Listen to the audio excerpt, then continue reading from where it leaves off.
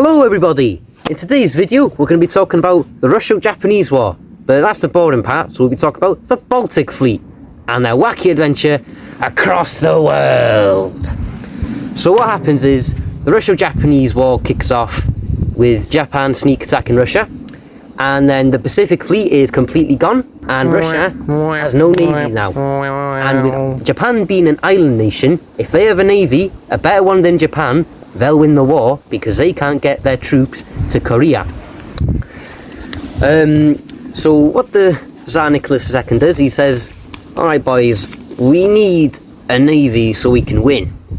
I say we send the Baltic Fleet. And he did that because the Black Sea Fleet had the Ottoman Empire at the door, so they couldn't leave because the Ottomans hate the Russians and the Russians hate the Ottomans. Because another reason the Japanese war kicked off is because Russia wanted warm water ports, Ottoman Empire has warm water ports, Japan has warm water ports, so they tried to take the warm water ports off them. So what happens is, the Baltic Fleet get a little text to go to the Pacific. 18,000 mile journey, 29,000 kilometer journey. Off we go. And also, none of the sailors had any training, and they were serfs, which is like a peasant, but worse. So what happens is, they head off, the flagship runs aground, the cruiser loses an anchor, and another cruiser crashes into a battleship. So you can see, it's a good start so far. Then, what happens is, as they're travelling, they're still in the Baltics, near Denmark, the crew, which you can't blame them because they're idiots with no training, think the Japanese are going to sneak attack them. But they don't because they're in Denmark. So when they see a little fisherman boat, they shoot at it a lot. And they miss every single shot because they have no aim. Unlike me in Fortnite, because I'm so good. Now, there's a bit of a problem with this plan. Not only is it stupid amount of length, and they won't be able to get there until like a few months, or weeks anyway. They have no colonies, Russia's got no colonies in Africa, or in South Asia, which means they can't refuel too easy. So what they do is, they depend on the French and the Germans to do it. And France does it because they don't like Britain, and Britain's friends with allies with Japan. And then Germany does it, so they can get the Russians out of the Baltic, so they can be the supreme navy there. And also to make money. I like money. Because, you know, the Russians are going to take any price, otherwise they'll just have no fuel there. And then eventually, after quite a while, you know, the little captain goes with binoculars, goes, oh yeah, we're shooting at fishermen. Oopsie poopsie. And then they say sorry, and then the fishermen actually have a message for the Rear Admiral that he's been promoted to Vice Admiral. What a good job he's done so far. I bet he'll even become proper Admiral with the way he's going. Definitely. And then they continue because they gotta get to Japan quick. And then one night, still near Denmark, one of the ships signals to the other, I'm under attack by 8 Japanese torpedo boats and I need immediate help. So they all go over there, and there's nothing there, like literally just nothing.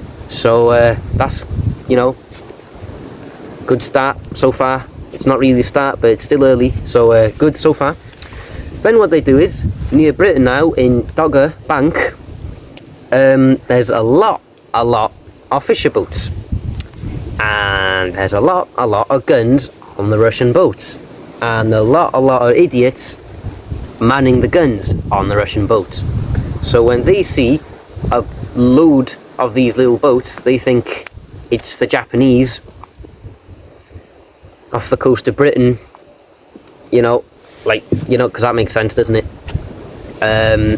They shoot them all, and the fish boat can't escape because they have their nets in the water, not letting them go too fast. And they shoot at them for 20 minutes.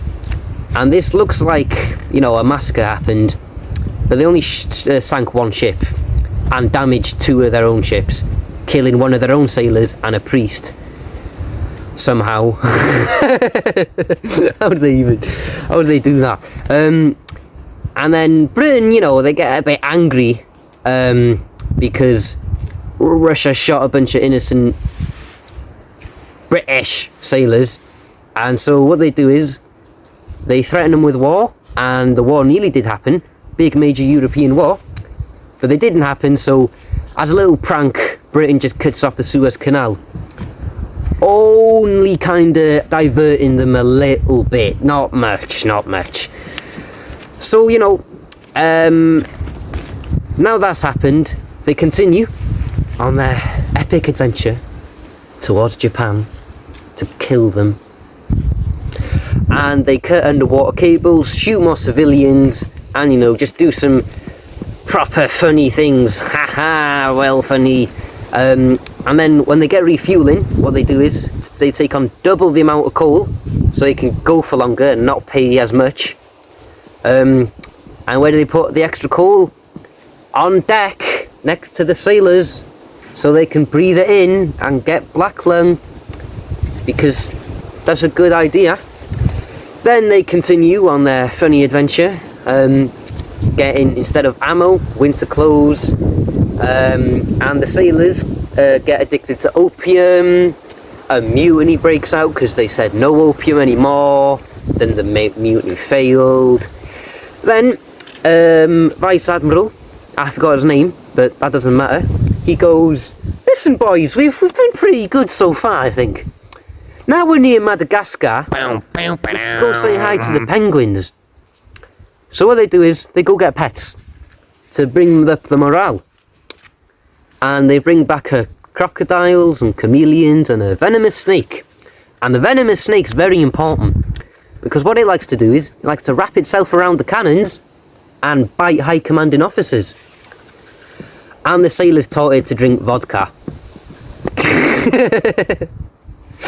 Yeah. And it really liked the vodka because it drank it quite a lot.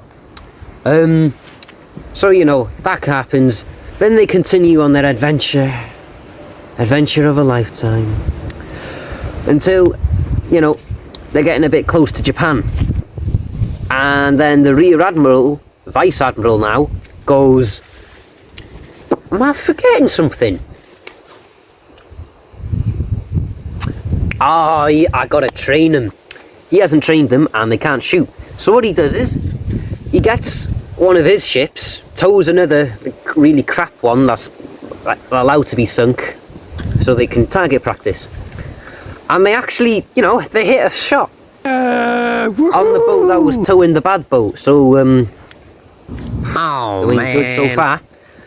Then they hit the Strait of Tsushima. Maybe I'm saying that wrong, I don't know. And it's night, so they want to sneak attack the Japanese. They don't want to be seen. So they turn off all their lights, except the medical boat, because war crimes, they can't break the rules of war. Boring!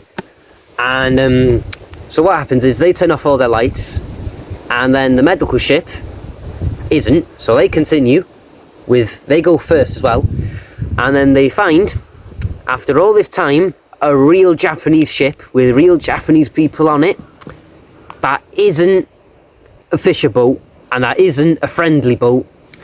So what they do is, this boat also, the Japanese ship, had its lights on, so it's pretty obvious that it's not Russian, otherwise it'd have its lights off. So the medical ship, you know, it tells them, the stupid Japanese, not the stupid Japanese, the Russians are the stupid ones. Oh, dude, beep beep through Morse code. Beep beep beep beep beep beep beep beep beep beep beep beep beep. Turn off your lights, you stupid poo. Turn around and don't hit the Russian ships behind me, because we're trying to sneak up on them. Don't you remember it, you silly Billy? And then the Battle of Tsushima occurs with, get this, guess who won? Guess who won? Pretty obvious who won. The Russians won. That's why. The Russians won. Because Putin says so, and Russia is the coolest place out, the Japanese one. And the Russians, they lost 4,000 dead, 6,000 captured, 21 ships sank, which is, it's not all that good. 6 of those ships being big boy battleships. As well, Japan only loses 100 men compared to 4,000. And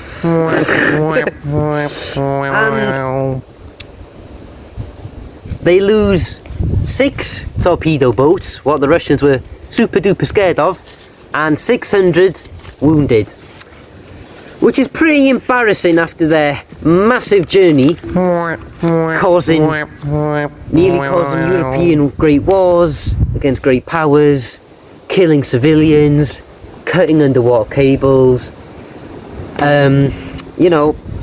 giving their sailors black lung, forgetting friendly fire was on and shooting themselves quite a lot, teaching a snake to drink vodka, getting addicted to opium, all the things you do on your way to Japan. That is 29,000 kilometers on old, out of date by them standards, coal powered ships, ordered round by a rear admiral, a vice admiral that really deserved that position, that would get so angry he would throw his binoculars overboard, so his crew made sure he would keep a big box of binoculars just in case. Yeah, that's true.